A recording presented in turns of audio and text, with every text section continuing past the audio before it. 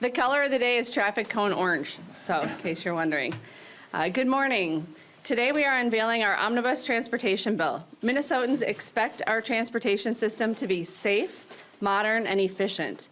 But over the years, underfunding has left roads and bridges in terrible condition, and transit is underdeveloped. The American Society of Civil Engineers rated Minnesota's roads as a D+ on their most recent infrastructure report card.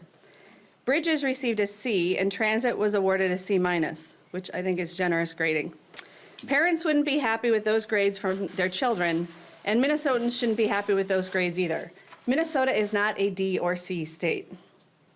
The Minnesota Values budget makes significant, honest investments to address the safety risks posed by our aging infrastructure and will improve our transit system. Minnesotans have had enough of our crumbling infrastructure. It's time to take real action.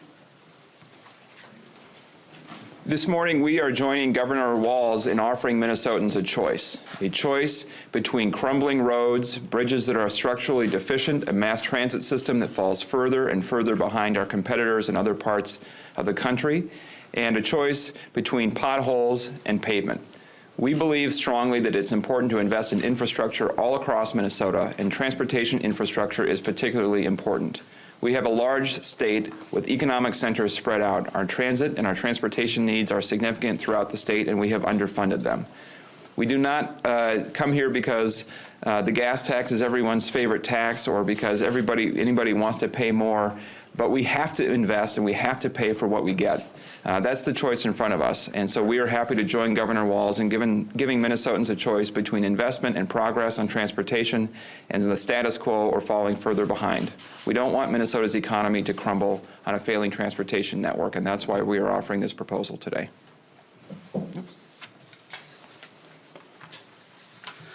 Good morning. Thank you so much for coming. I'm Frank Hornstein, the chair of the Transportation, Finance, and Policy Division in the Minnesota House of Representatives. And I especially want to thank Speaker Hortman and Majority Leader Winkler for their unwavering support of our transportation plan. They have helped to develop it, and we really appreciate their involvement. And I also want to thank these LIUNA workers. They have shown their support consistently and passionately throughout the session, both here at the Capitol and in the 5 field hearings throughout the state that our committee embarked on at the beginning of the session. They know this bill is one of the most important jobs bills of this session, and they know that it will create good and sustainable jobs now and well into the future. And while it's important to focus on the numbers and the spreadsheets and the revenue streams in this bill, and to discuss specific projects and that'll be funded, let's not lose sight of the fact that transportation is at its core about people. It's about the LIUNA workers and their families. It's about Minnesotans getting to their jobs safely, efficiently, on modern roads and transit systems built for the 21st century. The bill that we are unveiling today establishes permanent, sustainable, ongoing, and dedicated funding for transportation that meets the needs of our growing state. And let's be clear. The gas tax is dedicated to roads and bridges in our Constitution. Article 14, the Minnesota Constitution, roads and bridges only. This gas tax will be phased in over 4 years, 1 nickel per year, and it will meet the state's established road and bridge needs. We also have a transit plan that will expand public transportation throughout the state. Most transit users are commuters, students, those that don't own cars, and those that can't drive, including people with disabilities who use Metro Mobility, Dial-A-Ride, and regular route bus service. And we make needed improvements to the Metro transit system. This sustainable long-term plan will serve Minnesotans wherever they live, whether it's a farmer getting goods to market, a worker getting to a job, a senior citizen who needs to get to a doctor's appointment, or a college student getting to classes. All of us will benefit from this forward-looking plan. And I'd now like to call on our Transportation Finance and Policy Division's Vice Chair, Brad Tabke from Shakopee, who has been a fantastic partner and has helped to develop this bill. Brad. Thank you very much, Chair Hornstein, and everyone for being here. As the chair said, I'm from Shakopee, District 55A, and I used to be the mayor of Shakopee, and during that time, we focused really hard on transportation investments and infrastructure. We talked a lot about transit. We talked a lot about connecting the suburbs more closely to greater Minnesota and the metro, and worked really hard to focus on those investments that are critical for our communities. And this bill, I'm very excited to have worked on this bill with Chair Hornstein and with leadership in order to get a bill that invests in a bold and aggressive way in transportation throughout the entire state of Minnesota, from greater Minnesota through the suburbs and urban areas for what we want to do for the future and looking forward for what our communities want. And so I knocked on thousands and thousands of doors during the campaign, and transportation, especially in the suburbs, is the #1 issue that we heard from all of our constituents, and this plan helps to move that forward and to meet the needs of our residents. So, thank you. And our final speaker is Joel Smith, a council representative for the Labor's International Union of North America. Thank you very much, Joel, for being here. Thank you. Good morning. My name's Joel Smith. I'm the council representative of Liuna, Minnesota, North Dakota. That's spelled L-I-U-N-A, Labor's International Union of North America. We are proud to represent 12,000 skilled laborers from 5 local unions across Minnesota. We, along with our brothers and sisters from Minnesota's construction trade unions, Operating Engineers Local 49, Iron Workers Local 512, Carpenters District Council, and Cement Finishers Local 633. Together, we are proud to represent more than 40,000 skilled construction workers across Minnesota. We are your friends and neighbors who build and maintain our roads, highways, bridges, and transit-related development. We are here today to deliver a simple message. We need to fix our roads, bridges, and transportation infrastructure to improve safety. Our roads were recently graded at D+, our bridges a C, and our transit a C-. Trust the men and women who are responsible for building and maintaining our transportation infrastructure. Minnesota's crumbling roads and deficient bridges and transit is putting our safety at risk. 1,000 Minnesota bridges and hundreds of miles of roads are in poor condition. Look no further than the potholes in the streets where you live. We deserve better. Our children deserve safe transportation to school. Our first responders deserve safe roads. We deserve better than to be stuck in traffic. We deserve better than expensive car repairs due to potholes and roads in poor conditions. We have been kicking the can down the road since 2008. In the next 20 years, Minnesota's population will increase by close to 1 million. If you think our crumbling roads and deficient bridges and transit are bad now, just wait. We need to act now. A 20-cent increase in the gas tax indexed to inflation would make Minnesota safer, ensure nothing like I-35W bridge collapse happens again. The governor is proposing an honest and common sense increase in the gas tax that meets funding needs to maintain our current transportation system for the next 20 years. Governor Walz and the House DFL caucus transportation proposal will make Minnesotans safer and create 84,000 to 126,000 construction jobs. The legislator has the opportunity to fix our crumbling infrastructure and create jobs for Minnesotans. It's time for our elected officials, Republicans and Democrats, from the Metro and Greater Minnesota to come together and get the job done. Thank you. Thank you. We'll take questions. Representative Hornstein, how does this differ from the governor's proposal? Is it significant or is it? Mirrors the governor's proposal. We do have additional funding for transit, and we have a slight difference in the registration fees, the tab fees. In fact, our tab fee proposal actually lowers the tab fee for those that have older vehicles. And I think you mentioned this Metro 50-cent Metro-wide sales tax? Yes, our sales tax is a half cent. Okay, so that's different from the governor? Correct. And is this local option, or would the legislature impose that, and is it all 7 counties, or? It's all 7 counties. The first quarter cent will go directly to the Met Council. The second quarter cent goes to the Transportation Advisory Board, the TAB, which consists of local elected officials and others. And they have a list of projects and a set of criteria that they use. They're road and transit and bike ped projects.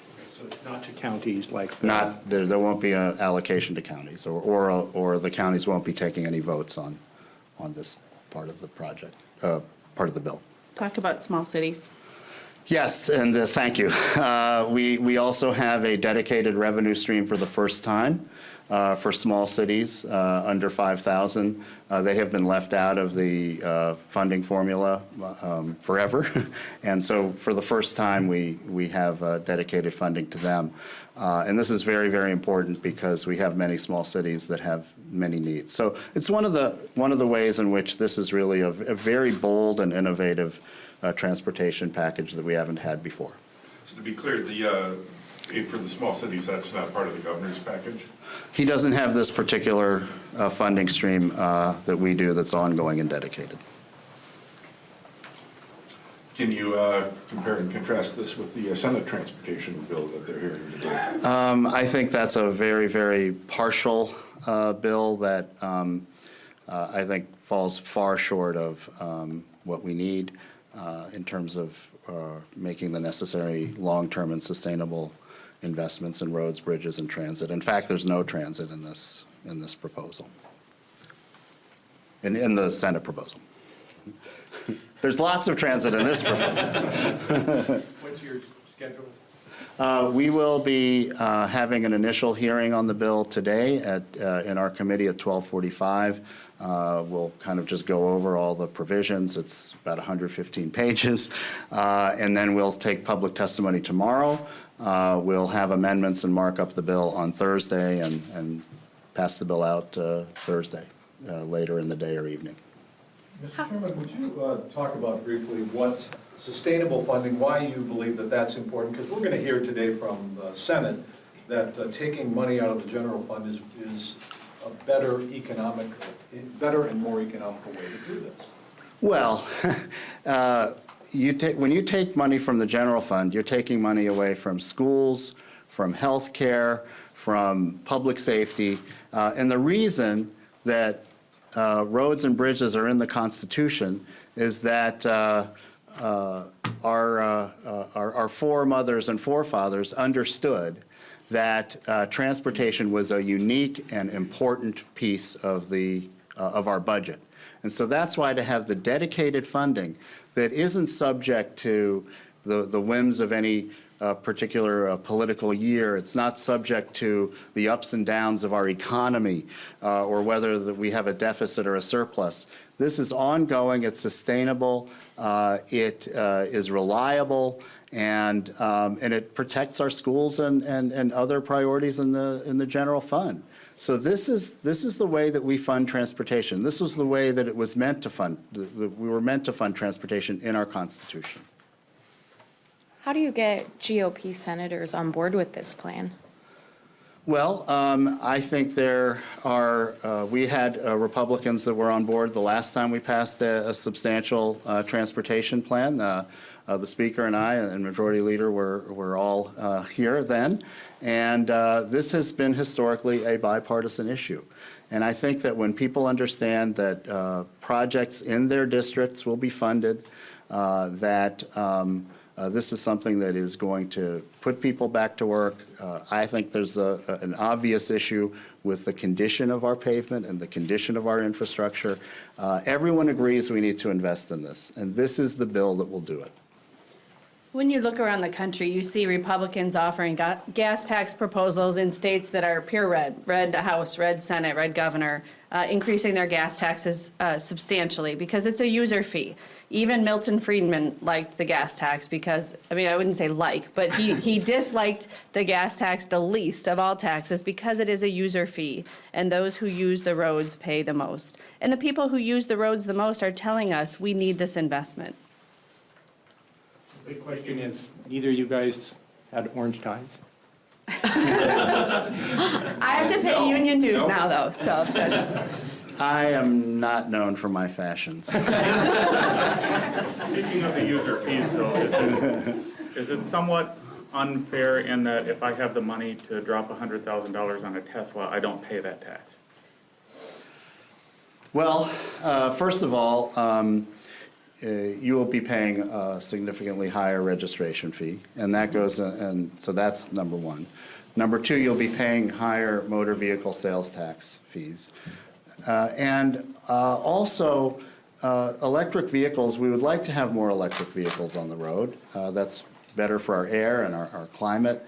But Minnesotans, it's basically 1/4% of the fleet is electric at this point.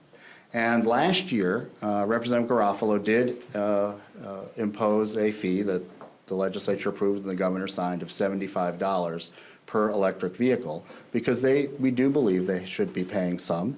And we are going to take that $75 in our bill and dedicate that to building more electric vehicle infrastructure. Mention the tab fee reduction.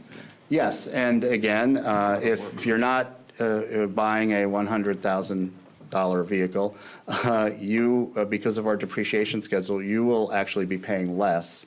This is a car that's 11 years old or older. You're actually getting a reduction in your license tab fees.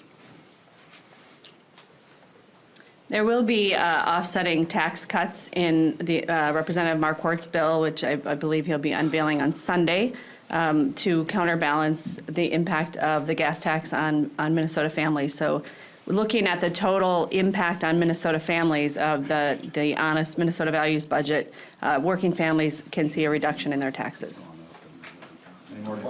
Just to clarify, besides the gas tax, how many revenue raisers are in the play? So we have the license tab fee for roads and bridges. We have an increase in we have the motor vehicle sales tax, a slight increase in that, and then we have the metro sales tax. So those are the four main revenue streams in this bill. Thank you, everyone.